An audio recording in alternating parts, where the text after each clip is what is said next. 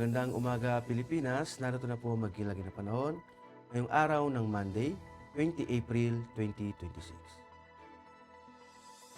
Base po sa ating synoptic situation, wala na po tayong minumonitor na bagyo sa labas ng ating Philippine Area of Responsibility. Ngunit patuloy pa rin iiral yung ridge na isang high pressure area sa dulong bahagi ng Luzon.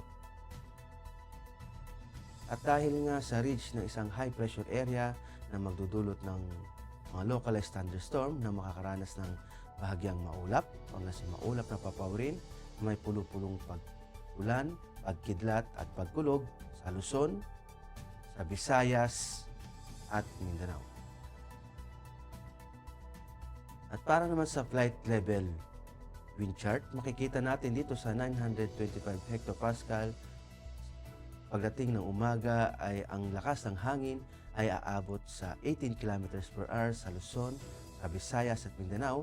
At pagdating naman ng hapon dito sa may parte ng Bicol, Southern Luzon, Visayas at Mindanao ay lalakas ang hangin ng hanggang 36 km per hour. At pagdating naman dito sa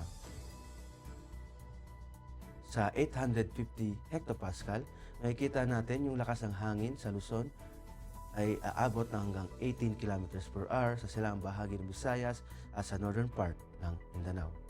At pagdating naman dito sa 700 hectopascal, makikita natin yung lakas ng hangin sa Luzon at sa Mindanao ay 18 km per hour.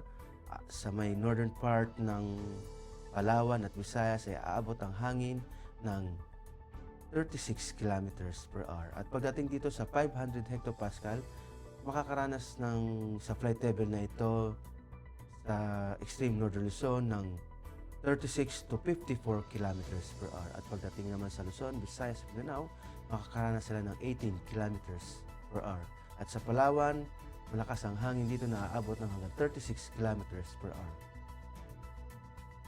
At para naman sa impact to flight operation, dulot nga ng ridge na isang high pressure area sa buong bansa kasama ng Metro Manila ay magiging main hazard dito ay yung subsiding air mass resulting in stable condition or fair weather.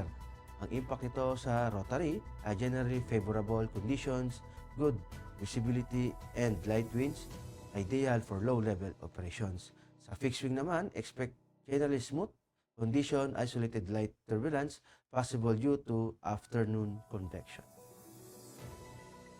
At para naman sa astronomical information, ang araw ay sisikat ng 0540 at lulubog din naman mamayang 1811.